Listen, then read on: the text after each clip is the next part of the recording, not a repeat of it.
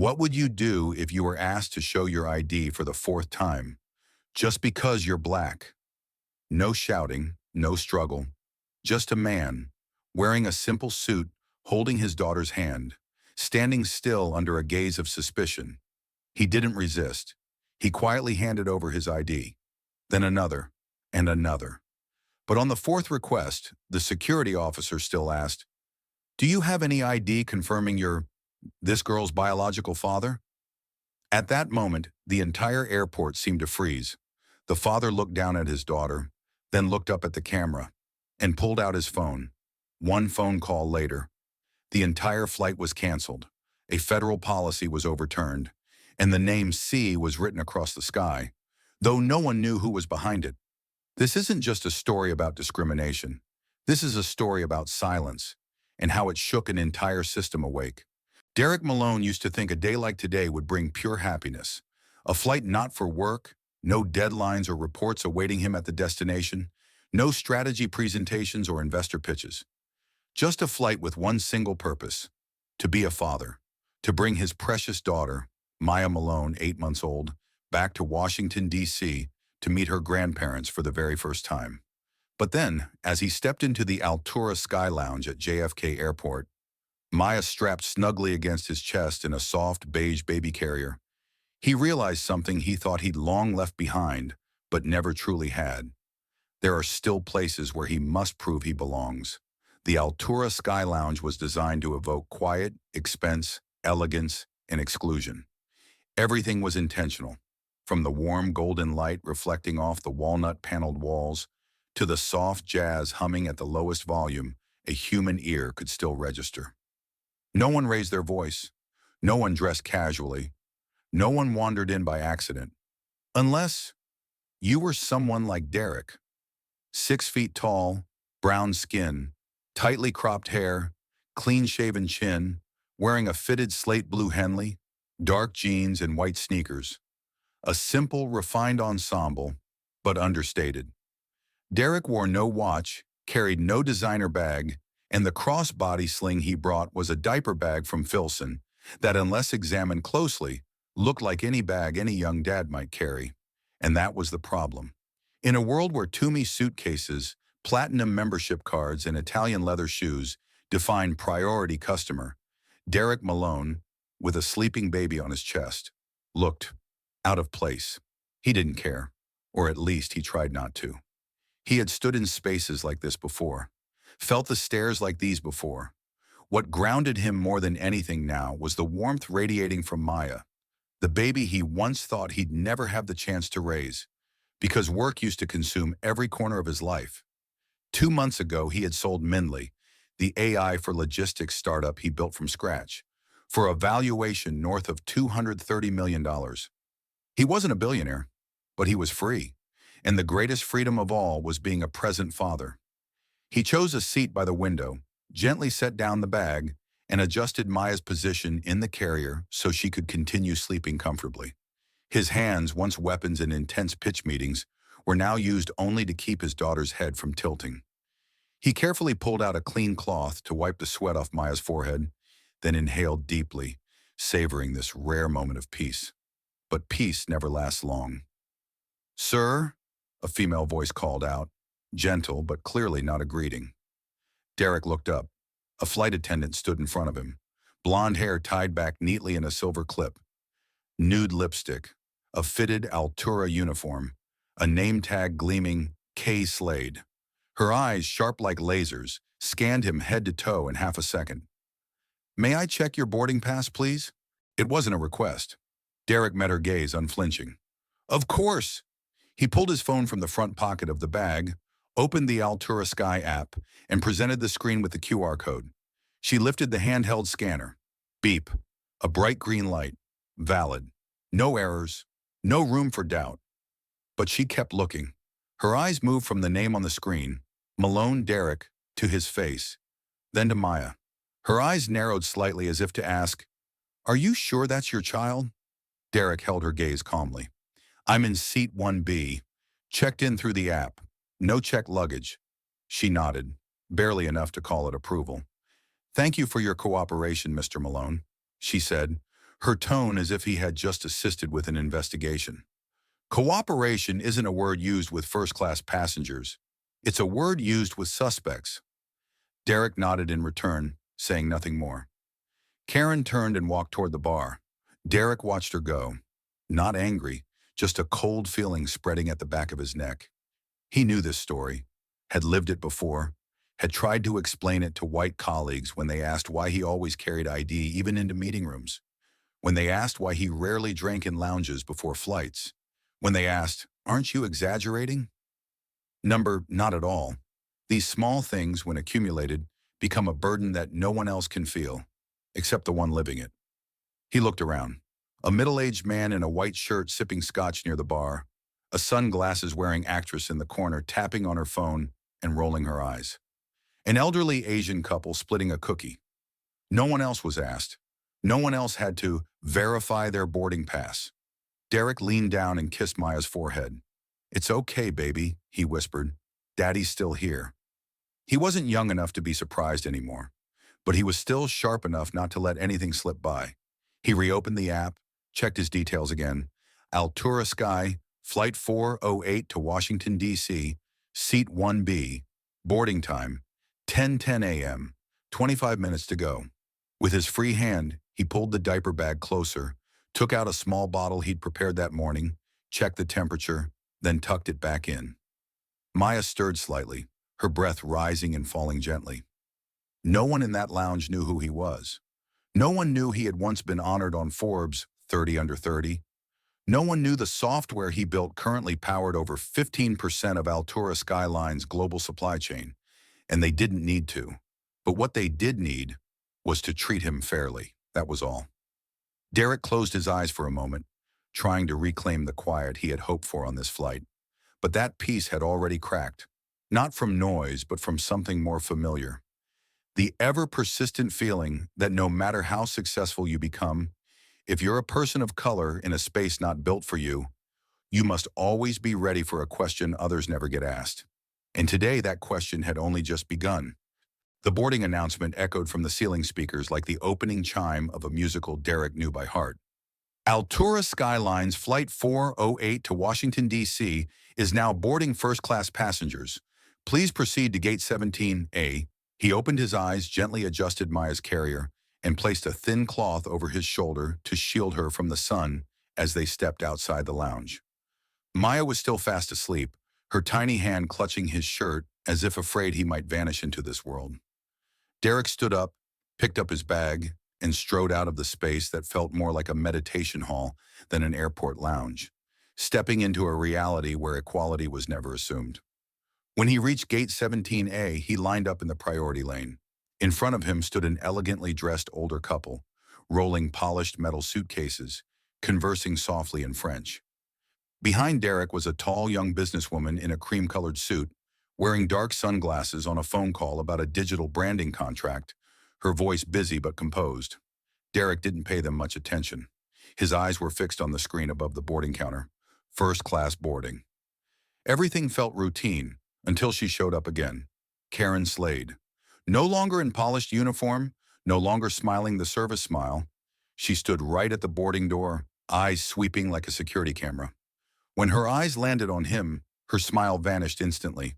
Her gaze shifted from neutral to mocking in the space of a single breath. "Boarding pass, please," she said with no emotion, her tone so flat it was hard to tell if this was protocol or pretext. Derek held up his phone, same QR code from the Altura Sky app. Beep. Green light. 1B, he confirmed. Karen didn't move. Her eyes stopped at the exact same points. His face, then Maya, then back to his eyes. "I need to see your ID. One more time," she said, without a shred of embarrassment. Derek raised an eyebrow. "I just showed my ID in the lounge not 30 minutes ago. You were the one who checked it." "I understand," Karen replied, her voice cold as stone. "But policy requires ID verification at the boarding gate for passengers traveling with infants." "That's strange," Derek said, his voice still calm. "I don't see anyone else with a child being asked for ID here." A man behind them in line whispered, "What's going on?" Karen didn't turn around. She didn't offer an explanation. She just raised her hand in front of her chest, blocking his path. "Your ID. or I'll have to notify the captain about non-compliance.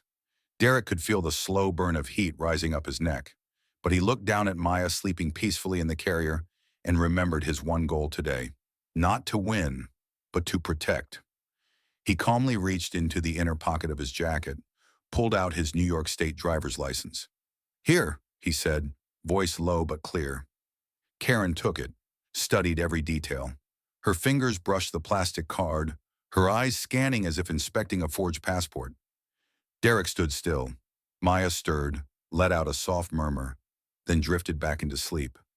After 10 seconds that felt like 10 years, Karen handed back the card. "Thank you for your cooperation," she repeated, and this time her lips curled into a cold, lifeless smile. "Welcome aboard." Without waiting for a response, she turned to the next passenger. Derek stepped onto the jet bridge, passed through the sealed door, and entered the softly lit body of the Boeing 777. The aircraft's narrow aisle felt more like a psychological gauntlet than a walkway. He reached the front row, turned left into the first-class cabin, where seat 1B was waiting. The cabin was luxurious, each seat a personal pod, complete with an 18-inch screen, fold-out table, and individual reading light. He carefully unstrapped Maya from the carrier and placed her into the built-in bassinet in front of the seat. She let out a small sigh and slipped back into sleep. Derek sat down, his hand gently resting on her belly to keep her steady as the plane prepared to taxi. He closed his eyes briefly, then opened them to look toward the aircraft door. Karen was still there, and in her eyes he saw something clearer than ever before.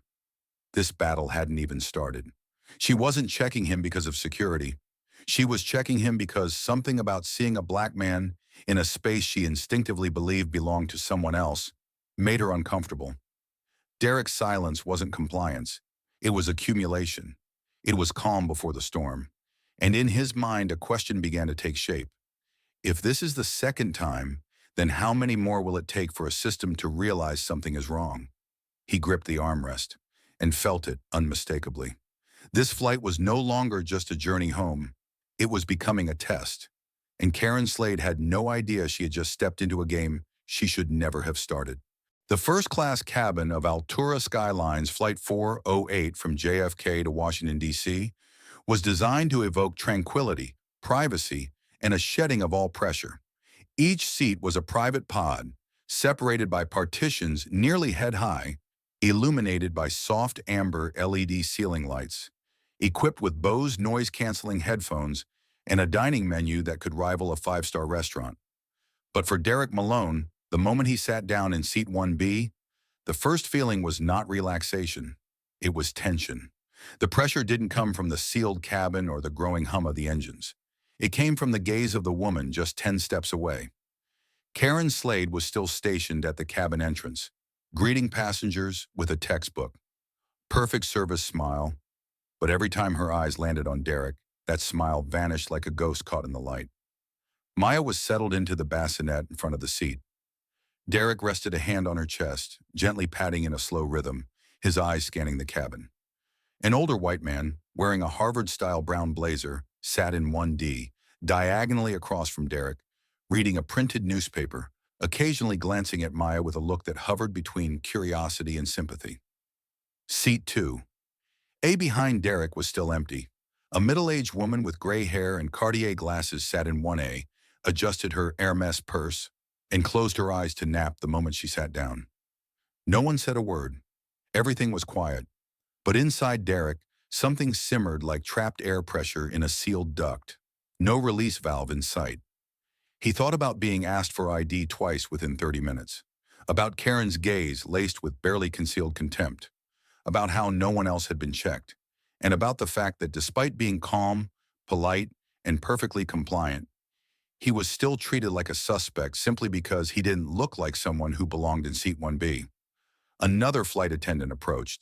Young, male, friendly-looking, tall and lean with brown hair. Name tag, Ben. "Hello, sir. I'm Ben. I'll be assisting you today. Would you like anything before takeoff? Water? Warm towel? Anything at all?" His voice was gentle, not fake. Derek gave a slight shake of the head. "No, thank you. I'm fine." If you need anything, just press the call button. And I hope the little one has a smooth flight." Ben smiled warmly at Maya and walked away. Derek watched him go. There was something in Ben's demeanor that reminded Derek, not everyone is like Karen. But that realization only made the contrast clearer. Same airline, same cabin, two types of people, two different worlds.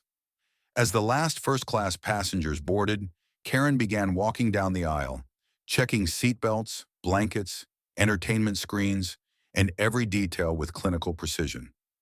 When she reached Derek's row, she stopped, said nothing. Derek was scrolling through pictures of Maya on his phone. Maya laughing wide as she tried banana for the first time. Maya in an oversized bucket hat at the park. Maya clutching his neck on a Saturday morning. He didn't look up, but he could feel Karen standing there, staring. "Sir," her voice cut through, not loud but loud enough for passengers in the first 3 rows to hear. "Please turn off your electronic device. The plane is preparing for takeoff." Derek didn't lift his eyes from the screen. "We haven't pushed back from the gate. The seatbelt light hasn't switched to takeoff mode. The captain hasn't issued the shutdown notice. Altura policy requires all devices to be switched to airplane mode before the cabin doors are closed," she replied, voice harder this time. Derek looked up, eyes locking with hers. "My device is already in airplane mode, and I'm using it offline." She paused, then glanced at the bassinet. "I also need to remind you that infants are required to be held by their guardian during takeoff and landing, not left in a bassinet." "I'm well aware. I'm waiting for final cabin check before transferring Maya back to the carrier," Derek responded. "Consider this your final reminder," Karen said, lips pressed tight. She turned and moved to the next row. Derek's hand clenched slightly. The old man in 1D lowered his paper and looked over, eyebrows furrowed as if wanting to say something, but didn't. Karen attended to the woman in 1A with a soft smile, asking about drinks, favorite teas, whether she'd like a neck pillow. Derek received none of it. No menu, no greeting, not even eye contact. Ben returned carrying a tray with water and towels. "Can I get you anything else, sir?" "A bottle of still water," Derek replied, eyes still following Karen as she moved toward row 2. Ben placed the bottle and glass on the tray table with care and grace. "If your baby needs anything, I also have fresh milk, warm towels, and some small toys." "Thank you. You're kind," Derek said quietly. "We're here to help," Ben replied, then stepped away. A minute later, Karen returned, pushing the drink cart. She served the man in 1D, asking detailed questions about wine preferences. She served the woman in 1A with the care of a Four Seasons concierge. Then she pushed the cart right past Derek, without a word. No offer of water, no inquiry about meals. She just moved on. Derek pressed the call button. Karen turned, her face an icy mask. "I'd like a bottle of still water," he said. "I thought my colleague just served you," she replied. "No, I'd like it from you. You're the one with the cart." Karen reluctantly pulled out a bottle and a glass, set them down on his tray with a clack just loud enough to jolt. Maya stirred, letting out a soft whimper. Karen glanced at the baby, then muttered just loud enough for him to hear. "Looks like it's going to be a long flight." Derek said nothing. He leaned down, gently lifted Maya from the bassinet and cradled her in his arms. She nestled into his shoulder, her tiny hand clutching his collar, eyes half opening then closing again. He kissed her forehead and whispered, "Daddy's here. It's okay." But in his heart, one question echoed louder than ever. How long before she stops? And deep down, Derek Malone knew. This was only the beginning of the confrontation. The cabin pressure hadn't reached the point of explosion, but it was getting closer, minute by minute. The engines began to whine as the plane rolled away from the gate. The lights in the first-class cabin dimmed slightly, casting a hush so deep it felt almost paralyzing. Just the soft clicks of seatbelts fastening and the faint rustle of newspapers turning. Derek Malone sat motionless, Maya still asleep in the carrier strapped to his chest, her warm, steady breathing, the anchor that kept his mind from drifting into the storm. But because that sense of calm was so fragile, he felt as if he were walking on ice that cracked a little more with every second. The flight had barely begun, yet he had been asked to present his ID 4 times in less than an hour, and each time, by the same person, Karen Slade. No other passenger had been asked to show ID after boarding. No one else had been disturbed once seated. No one had been skipped over for refreshments like he had. Derek knew this wasn't a matter of protocol or oversight. It wasn't about safety, it was about a look. Karen's look. That layered, unspoken judgment. The kind of gaze he thought he had learned to ignore after years in the high-tech world. But how could he ignore it when the baby sleeping on his chest would grow up in a world where those looks still existed? The plane sped up, tires screeching along the runway, the fuselage vibrating softly. Derek tightened the seatbelt around both himself and Maya, securing her in the carrier. He closed his eyes as he always did, silently counting each beat of acceleration until he could feel the aircraft lift from the earth. They were airborne, but deep down he knew the real journey hadn't started. When the seatbelt sign turned off, signaling that passengers could move about, the cabin seemed to breathe easier. A few passengers stretched. The man in 1D crossed his legs and quietly returned to reading financial news. Derek looked down at Maya, adjusted the light blanket draped over her, and kissed her forehead. And then, like a recurring shadow, Karen Slade reappeared. She was pushing the drink cart forward from the back of the cabin, but it was clear she wasn't there to serve. Her eyes were fixed on Derek, not with caution, but with warning. At seat 1D, she bent slightly, friendly and warm. "What would you like, sir? Tea, wine, or morning coffee?" The man requested an espresso. Karen swiftly prepared it. When she arrived at seat 1B, she said nothing, didn't glance, didn't acknowledge the presence of a father holding his sleeping child. She rolled the cart right past as if he were air. Derek didn't respond immediately. He waited until she was one step past, then spoke. "I'd like a bottle of water." She stopped, turned back. "The young man already served you." "Yes, but I'm asking you now." Karen said nothing, simply pulled out a bottle of water and a plastic cup, placing them down hard on the tray table. The cup bounced slightly, reacting to her force. The small sound startled Maya. She stirred, whimpered, then let out a tiny cry. Derek immediately switched into father mode. He leaned over, gently patted her back, whispering comfort. "It's okay. Daddy's right here." Maya cried louder. Her round eyes opened wide, her lips trembling from the sudden awakening. Derek stood up from his seat, one hand cradling Maya, the other reaching for a cloth to wipe the tiny tears trailing down her cheeks. Karen stood still, expressionless. Then she turned away. But before she stepped out of his hearing range, she dropped a comment, just loud enough to wound, just quiet enough to escape reprimand. "Definitely going to be one of those flights." Derek didn't respond, but something shifted inside him. Not anger. Anger fades. This was cold clarity. Clarity that this woman wasn't just attacking him. She was attacking Maya, a newborn. And somehow, in Karen's mind, this baby too didn't belong here. More than an hour passed. Maya had fallen back asleep, but it wasn't as deep as before. Derek couldn't bring himself to read or listen to a podcast like he usually did. He just sat there, feeling every stare, every motion from Karen like tiny needles piercing the sleek luxury of the first-class cabin. Then came time for a diaper change. He quietly opened his bag, pulled out the changing kit, checked the fresh diapers, wipes. Everything was in order. He lifted Maya gently, her head resting against his shoulder, one arm supporting her, the other carrying the kit. He stood and made his way toward the first-class lavatory at the front of the cabin. But as if lying in wait, Karen appeared again, coffee pot in hand, blocking the doorway, her expression as rigid as a cockpit door. "Where are you going?" she asked, no longer sounding like a flight attendant, more like a gatekeeper. Derek met her gaze. "I need to change my daughter's diaper." Karen shook her head. "The front cabin is temporarily restricted.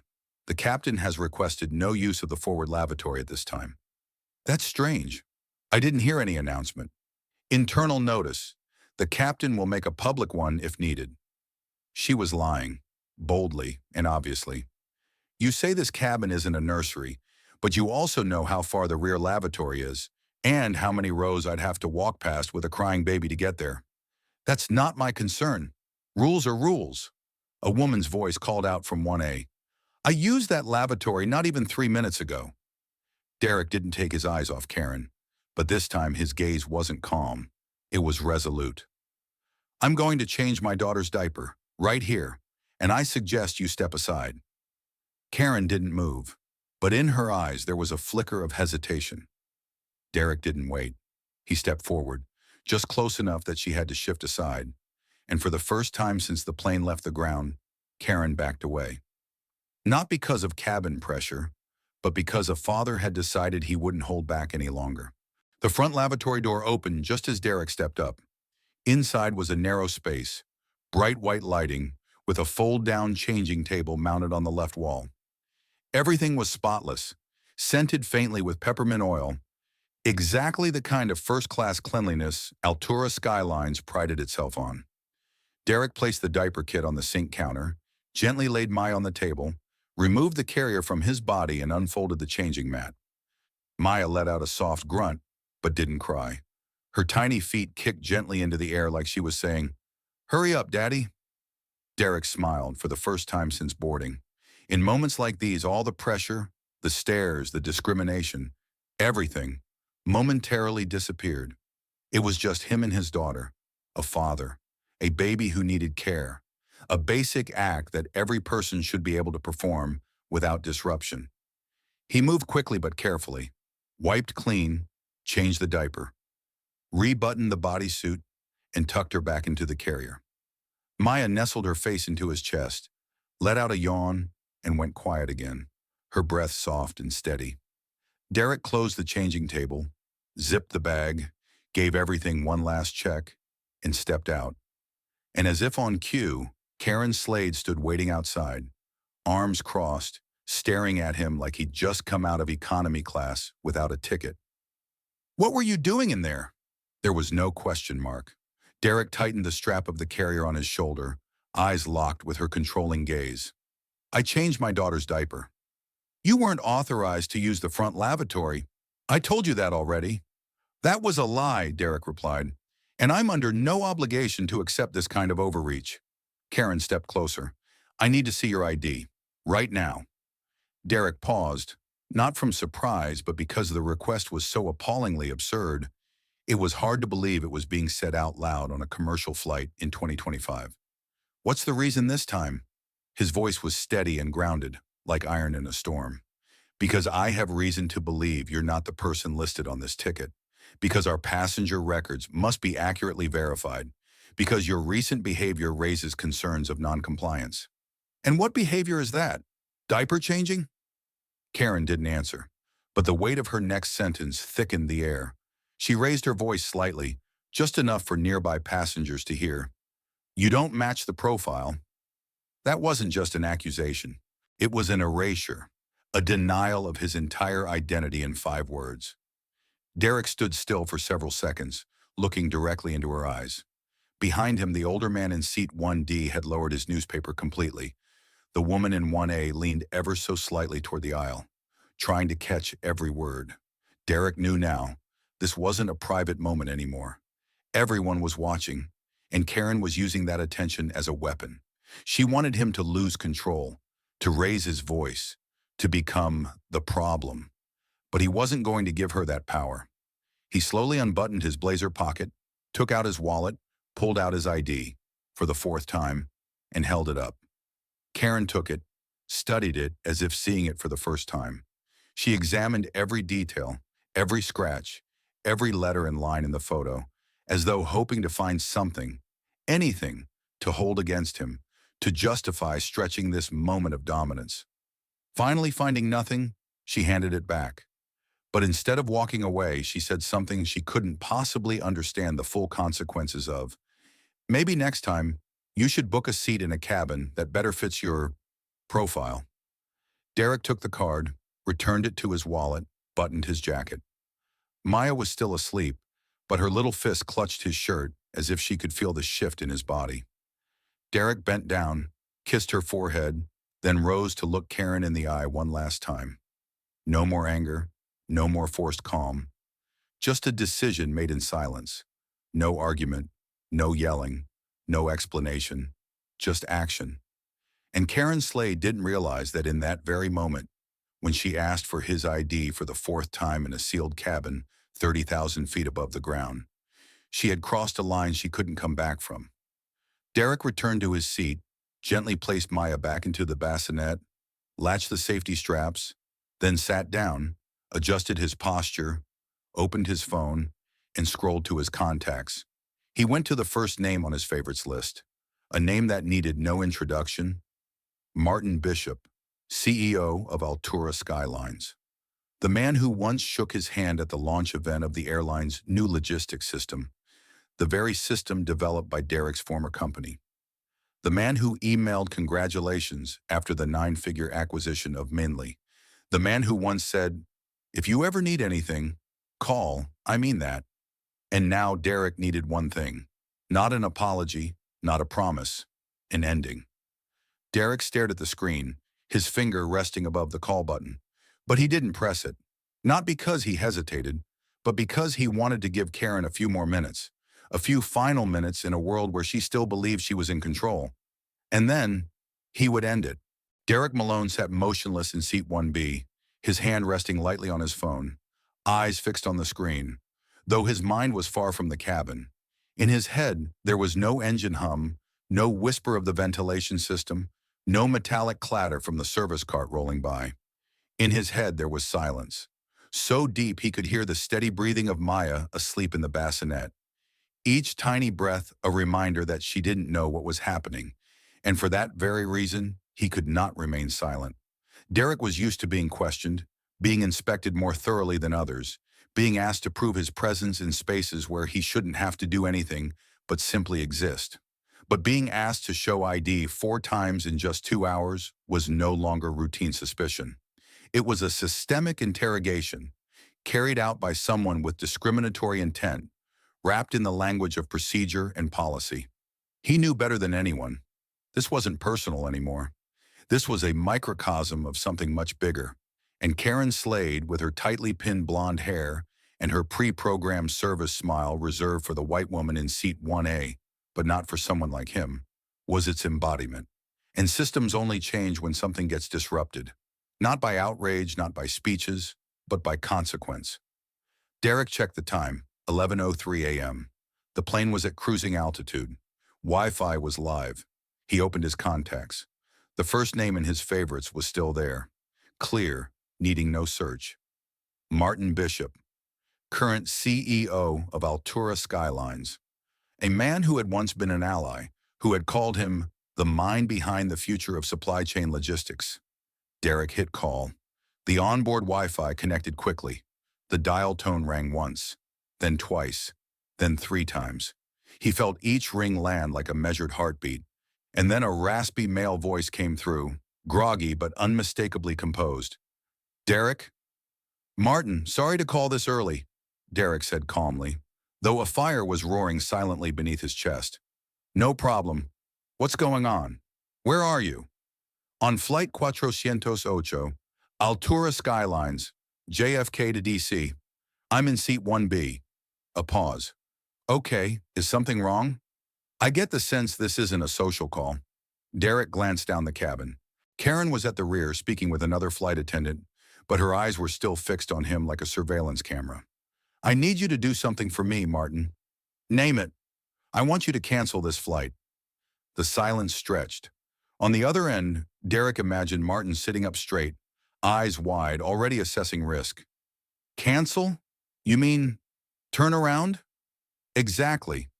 Is there a safety issue? A technical fault?" "Number.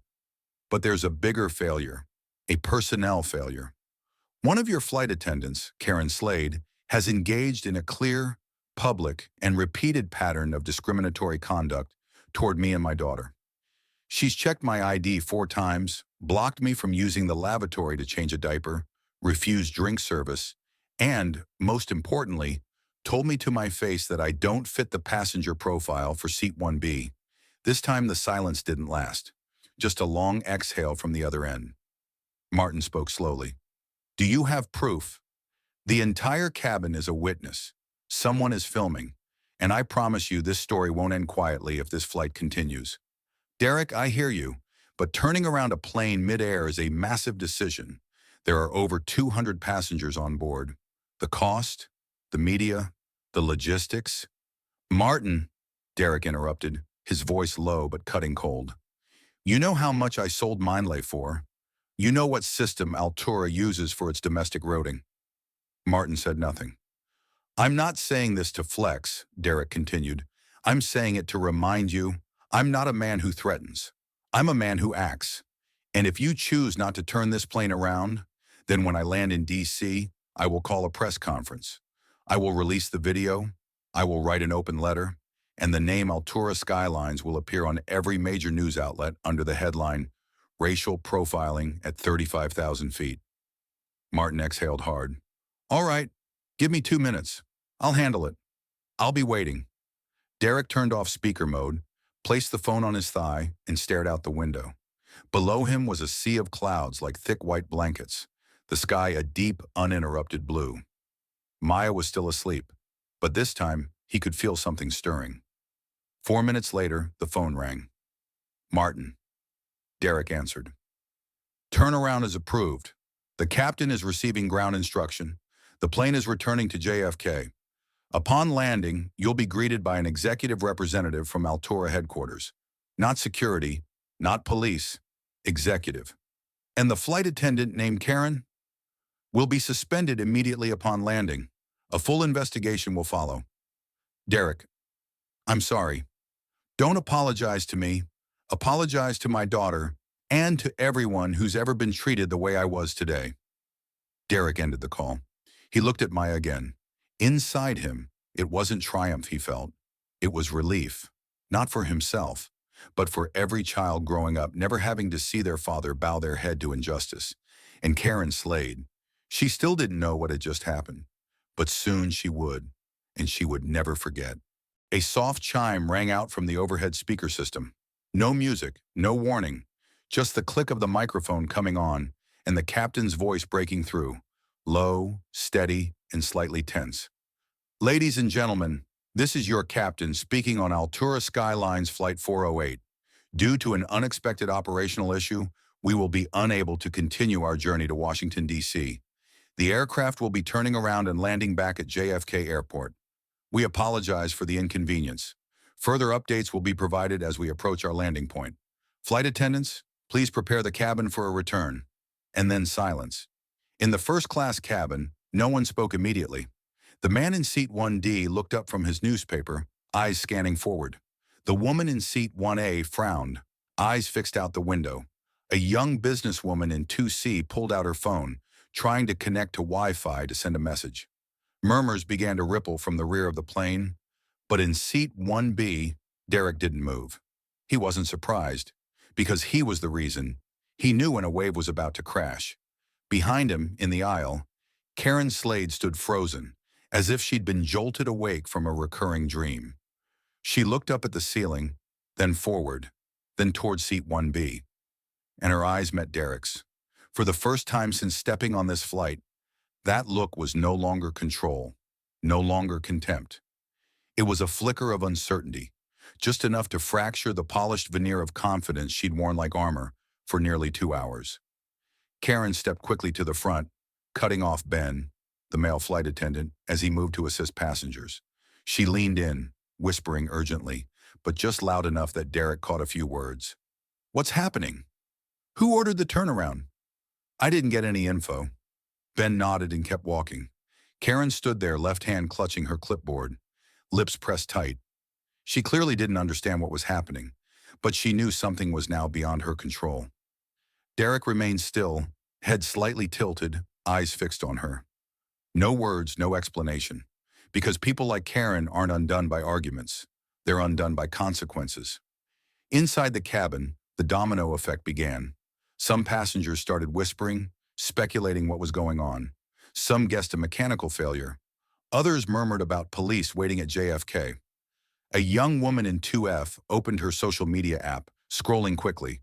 But then, as with every flight in the digital age, the truth began to leak out in ways no one could stop. The man in seat 1D, Greg Halston, a well-known tech investor from Palo Alto, who had been quietly observing since boarding, opened Twitter. He typed a short tweet. Just witnessed a black father and his daughter have their ID checked 4 times. denied access to the restroom for a diaper change, and told they didn't match the passenger profile? First-class flight just turned around. Altura 408, during Skyline's incident, he attached a short video taken discreetly on his phone. The clip showed Karen blocking the aisle, her voice cutting through background noise. "I need to verify again. You don't match the profile." The video was only 28 seconds long, but it was enough to take the story beyond the confines of the flight, enough to place Karen Slade under a spotlight no one wants. Within 10 minutes, the tweet had hundreds of retweets. A political journalist in New York quote-tweeted it with, "If this is true, Altura is in for a PR nightmare." Meanwhile, on board, Karen began moving restlessly throughout the cabin as if trying to keep herself busy. She reorganized items in the galley, checked on passengers who didn't need checking, straightened drink trays as if physical motion could reverse the situation. But no one cared about tea or sparkling water anymore. They were on their phones. They were sharing. And Karen began to realize Derek's silence wasn't weakness. It was the sound before an earthquake. The captain's voice returned. "We are beginning our descent as we turn back to JFK. Estimated return time is approximately 52 minutes. Please remain seated and fasten your seatbelts when the signal is given." Derek tightened his belt, adjusted Maya in the carrier, feeling her heartbeat against his chest. Maya was still asleep, but all around her an entire system was trembling. Not because anyone shouted, not because anyone slammed a fist on a table, but because one father simply said, "No." Karen returned again. She walked slowly toward seat 1B, her steps lacking the force they once carried. She stopped just one step away.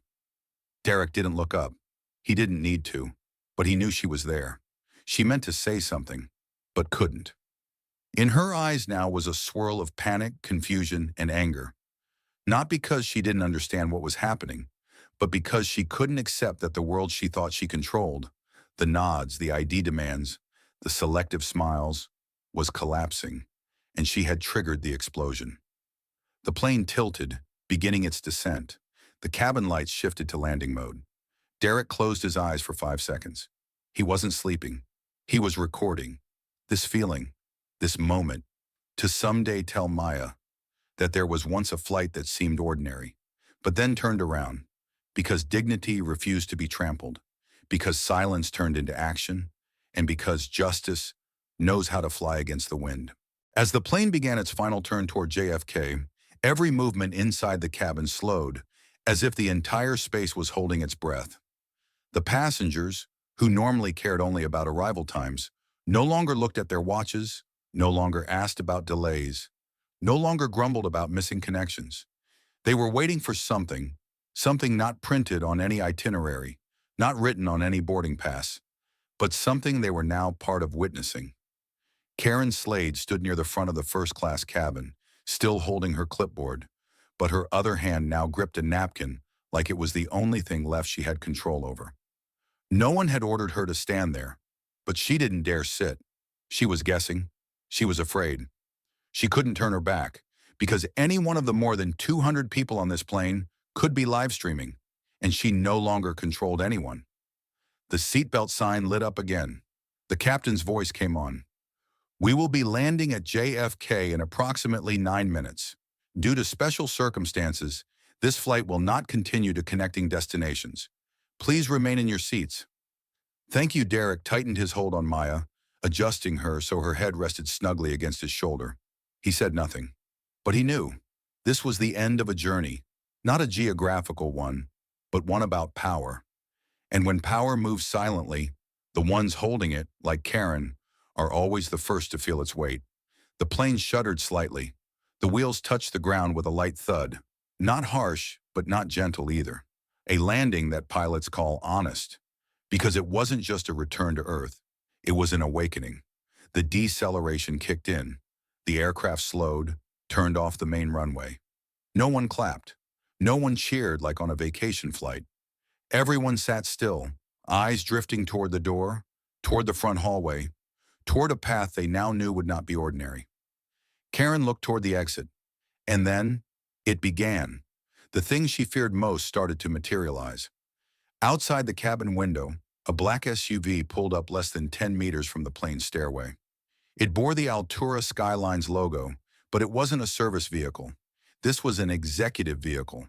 Standing beside it was a man in a dark suit and sunglasses, holding a placard with two bold lines. For passenger, D. Malone, do not reroute. Karen stepped back. For the first time, her face went pale. Just then, the captain emerged from the cockpit, holding a tablet in one hand, eyes sweeping the cabin. He looked at no passengers. He looked straight at Karen and stopped. Miss Slade, his voice was steady, not loud, not cold, but with no room for negotiation. You are requested to deplane first. There is an executive representative waiting to speak with you immediately.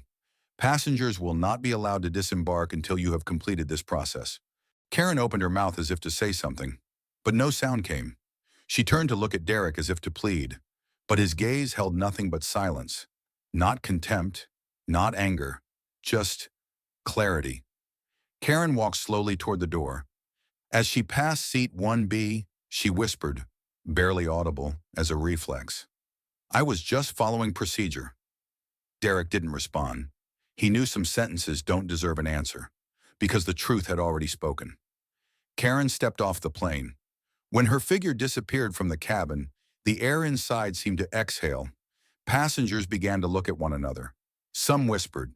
A young woman in seat 3D pulled out her phone and started posting an Instagram story with the caption, She's gone, cabins shifting, rear justice in flight. The captain turned back to the cabin, this time addressing Derek directly. Mr. Malone, the executive representative would also like to speak with you. Please come with me to the private exit. A vehicle is waiting. Does your daughter need any assistance? Derek shook his head. We're fine. He stood slowly. A few passengers began clapping. Soft, scattered.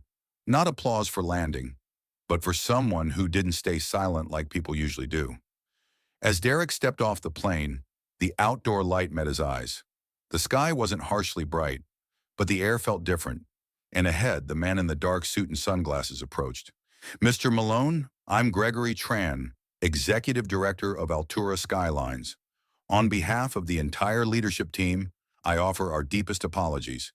The actions of Flight Attendant Slade were in direct violation of company policy, values, and ethical standards. Derek nodded.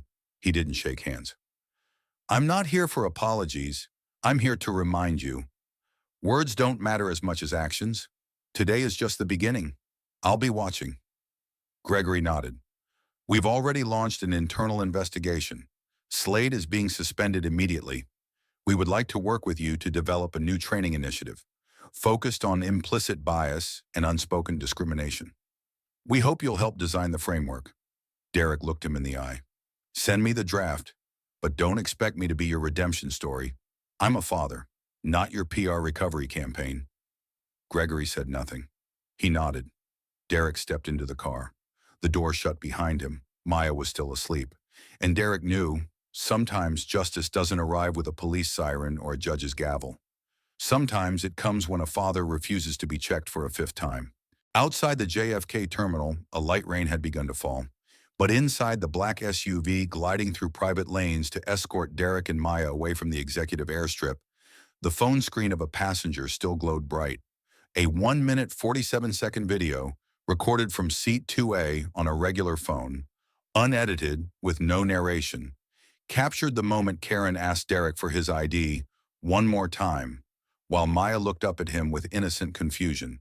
But it was that silence, the way he quietly opened his wallet, pulled out his ID for the fourth time, and said nothing, that carried the weight that shook the internet. Less than 40 minutes after landing, the first clip appeared on the X Twitter account of a passenger named Bria Collins with the caption, "He didn't yell. He didn't beg. He just kept handing over his ID." A father in front of his daughter. This can't be how we treat people in 2025. The hashtag #4th ID began to spread. Then let them fly. Then number justice in first. And soon just one name, Derek Malone. The TikTok account at Flight Witness reposted the video with a somber piano track, adding the caption, "A black father, a tired daughter. 4 ID requests." One moment that broke the internet. Over 12 million views in under 3 hours. A tidal wave of comments poured in. Celebrities, journalists, and politicians from left to right all spoke out.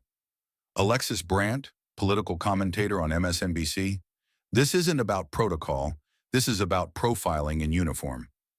Reverend Marcus Hill, pastor and civil rights activist in Atlanta, "They tried to make him small in front of his child, but he didn't shrink.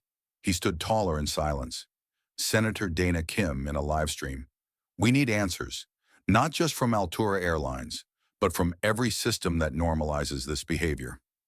Meanwhile, Altura Skylines, just days away from launching a new transatlantic route between New York and London, was plunged into its worst PR crisis since 2009. The airline's PR team couldn't keep up with the flood of messages, emails, and calls. Internally, the name Karen Slade was marked unmentionable for the next 72 hours under emergency directive.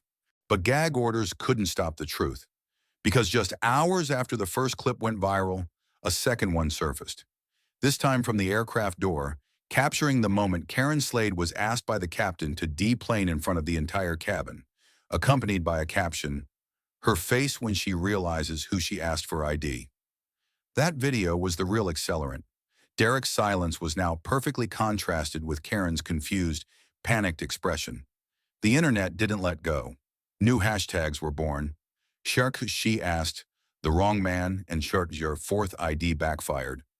Online communities dug into Karen's public record, and within a single night, her profiles, photos, old articles, and internal training speeches were unearthed. A video clip resurfaced from a prior workshop where Karen had lectured on implicit bias in customer service, now shared with a biting caption, "She taught this, then she forgot." As media closed in on Altura, advocacy organizations began mobilizing. The Air Justice League submitted a formal petition demanding that the FAA investigate ID enforcement patterns across major airlines. A rapid response virtual summit was convened among airline CEOs to discuss one topic: how not to become the next Altura. And right in the center of it all, Derek said nothing. No posts, no interviews, no statements. Yet his name was on every screen. A man who never stepped on a podium, yet every podium echoed his presence. In a classroom in Detroit, a teacher used the clip to teach a lesson titled, "How Silence Speaks in the History of Civil Rights." At a press conference in D.C., Senator James Holloway held up a still image of Maya asleep on her father's shoulder and said, "This girl may never know how many people saw her that day and felt their own childhood's replay."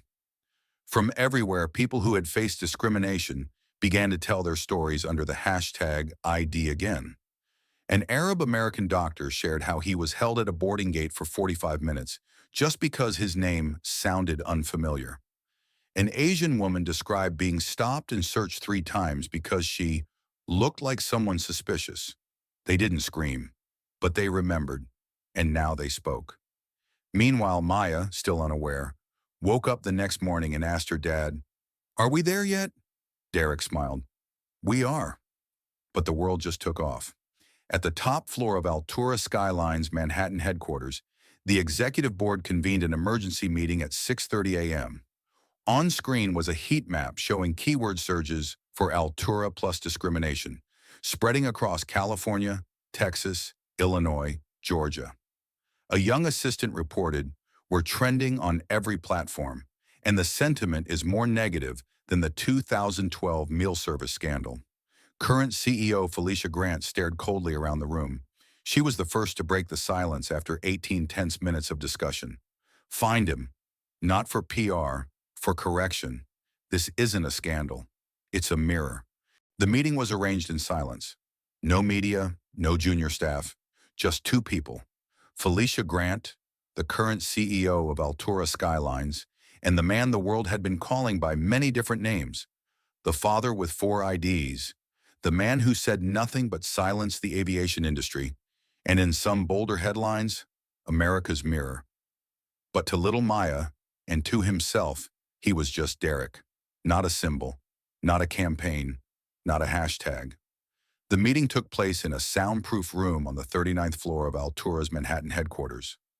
No nameplate, no logos, just matte wooden walls, drawn curtains, and a small round table built for two. Derek arrived right on time. Not early, not late. Still in his simple dark outfit, no luxury watch, no laptop, no assistant. He shook Felicia's hand. Not too firm, not too soft. Just enough to say, "I'm here." Felicia spoke first, not with a public apology, but with an honest question.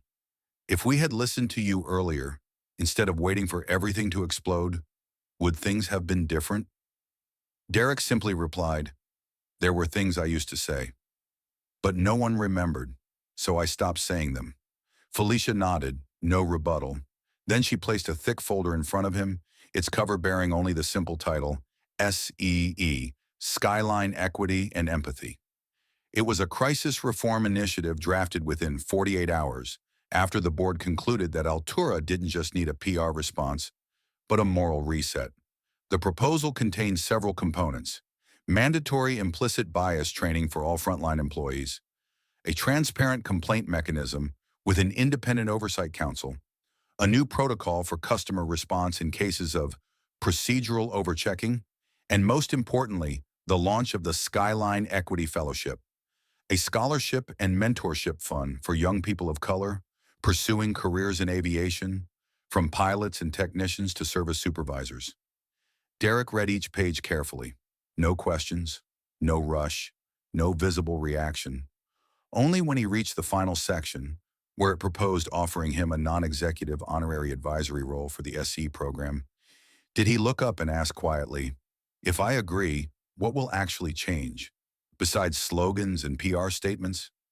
Felicia didn't flinch. She answered, "Everything, if you keep us accountable." The conversation lasted over 3 hours. They didn't talk about personal compensation. They didn't mention money. No conditions were set. Derek said only one thing: "If C is just a way to control damage, then you don't need my name on it. But if you're serious, then I'll help. Not so I'll be known, but so my daughter can grow up without being asked for her ID a fourth time." A few days later, once the social media storm had begun to calm, Altura held a press conference. But unlike before, this one took place at a community center in Queens, home to one of the highest percentages of Black and Latinx passengers in New York. There were no grand backdrops, no theme music, just Felicia Grant standing behind a mic on a simple wooden table, surrounded by rows of plastic chairs, and in the front row sat Derek and Maya. Felicia didn't open with numbers. She didn't read from a prepared script. Instead, she began with a story. "Less than a week ago, we asked a passenger to present his ID 4 times. Among those present was a child, and that moment changed us." Then she introduced the SEE program. But this time, she didn't call it an initiative. She called it a promise. And she ended with a sentence that left the whole room silent. "Altura doesn't want to fly higher. We want to fly fairer." The press, of course, covered it closely. Some called it a clever redemption move. Some questioned its long-term sincerity, but most veteran journalists in the industry agreed. For the first time in years, an airline didn't deflect. It chose to confront. In the days that followed, Maya began to sense something had changed around her. Not because her dad was on TV, but because she began to hear people call him by different words.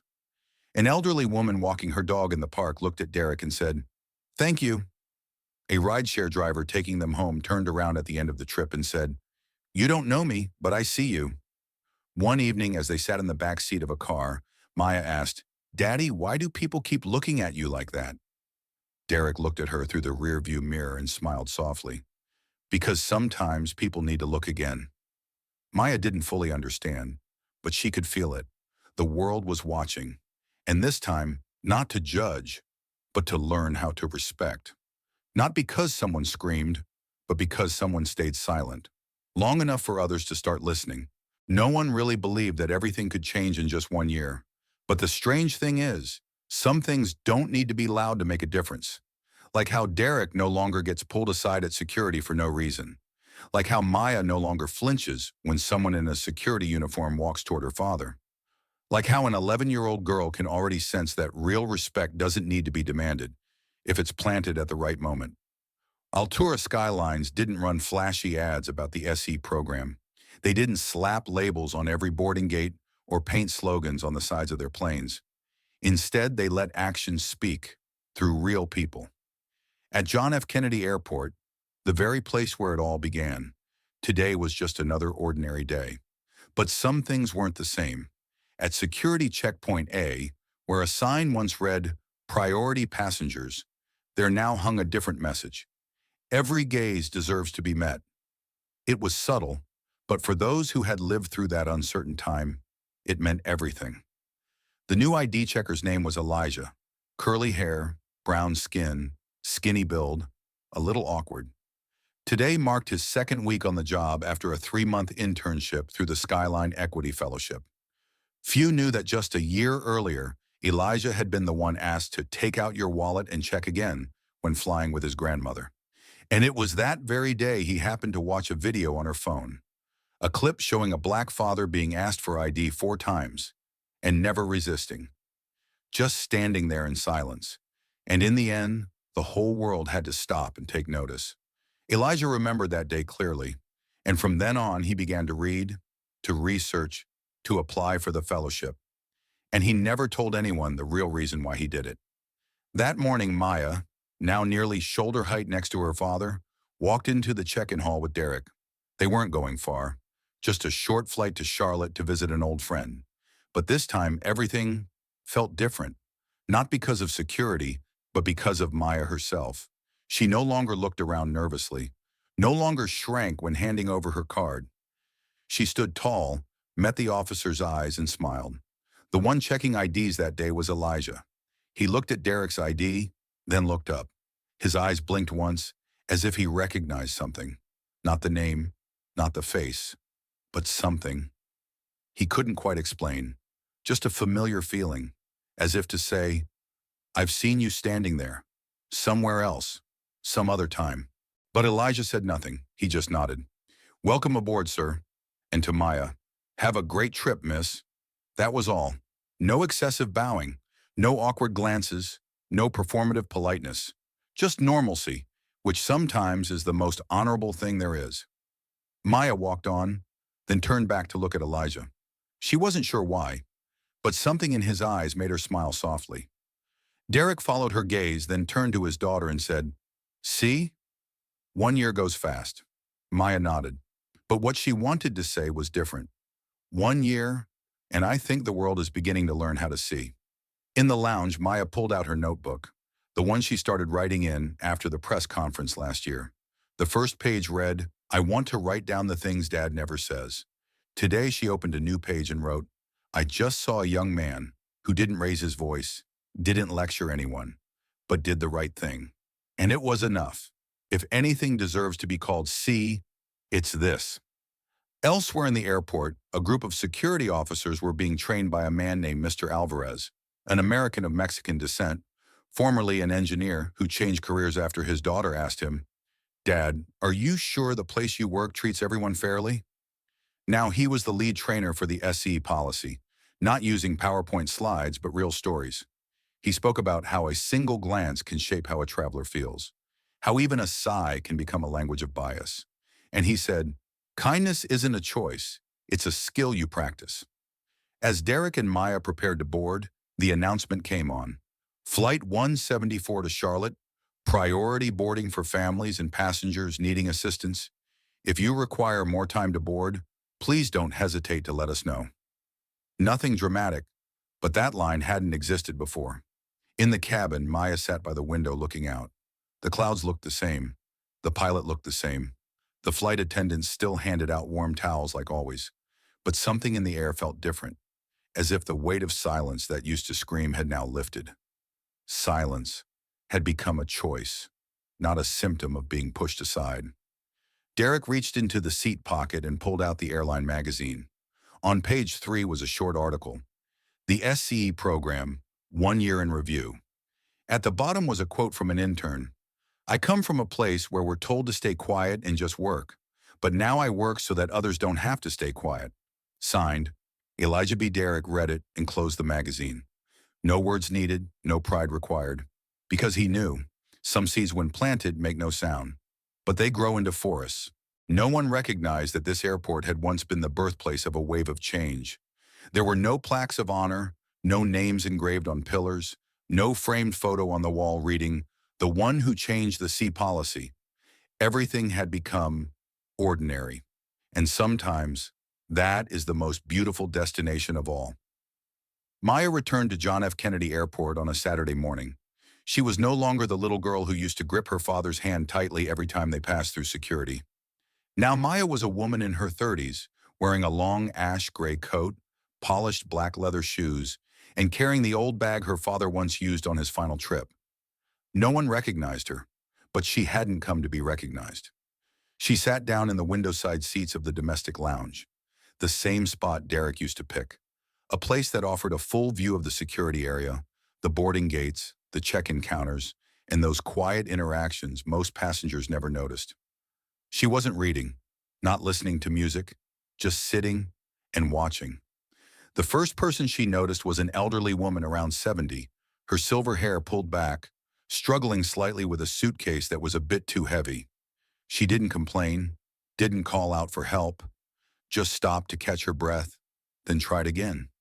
A young attendant saw her from afar and, without waiting for a cue, walked over gently. "Let me get that for you, ma'am." No model smile, no scripted lines, just the right action, at the right time, enough to bring forth a silent, grateful smile from the old woman. Maya watched. A memory flickered.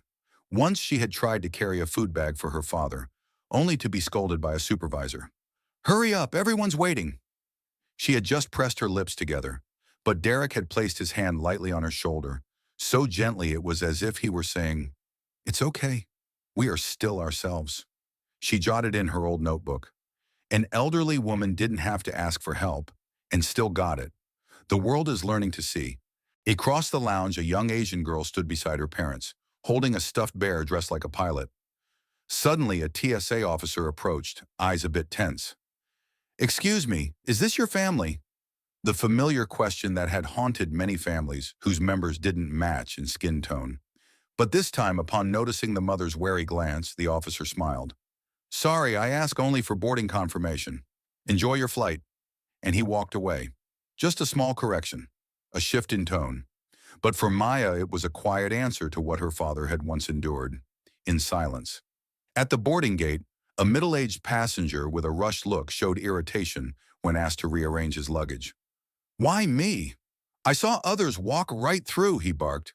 The young black gate agent didn't flare up. She simply said, "I understand your frustration, sir, but we're applying the same to all passengers in this lane. Would you like to use the expedited line?" No lectures, no resistance, just an offer. And the man fell silent, then nodded. Maya thought, not everyone changes overnight. But those on the ground, they've learned how not to become the opposition. She closed her notebook. Everything around her was quiet, undramatic, without any grand CEO speech. And perhaps because of that, it felt real. As Maya stood to head toward her gate, an older employee wearing the new SEE uniform stepped up to open the automatic door for her. He smiled. He had no idea who she was, but still said, "Safe flight." She paused for a second, then nodded. "Thank you." On the way to the plane, Maya passed a directional sign pasted near the walkway. No frills, just a white sentence on a blue background.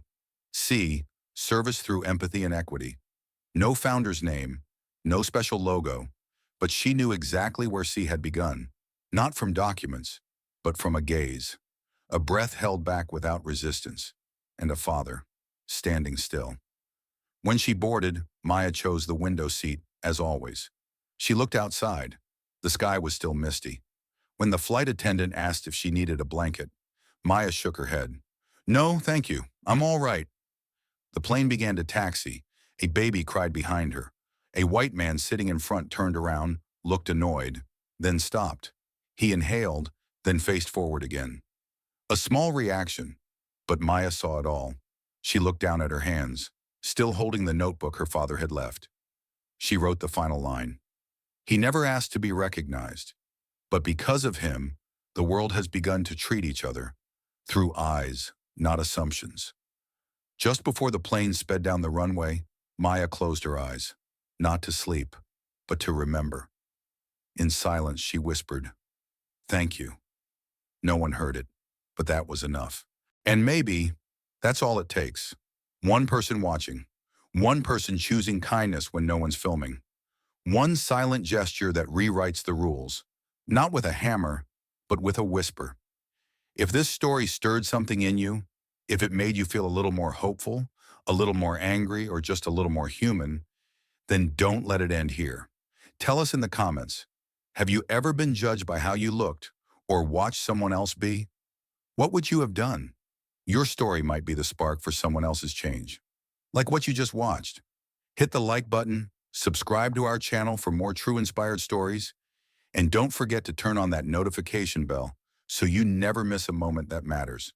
Because sometimes the world doesn't change when people shout. It changes when someone watches and chooses better.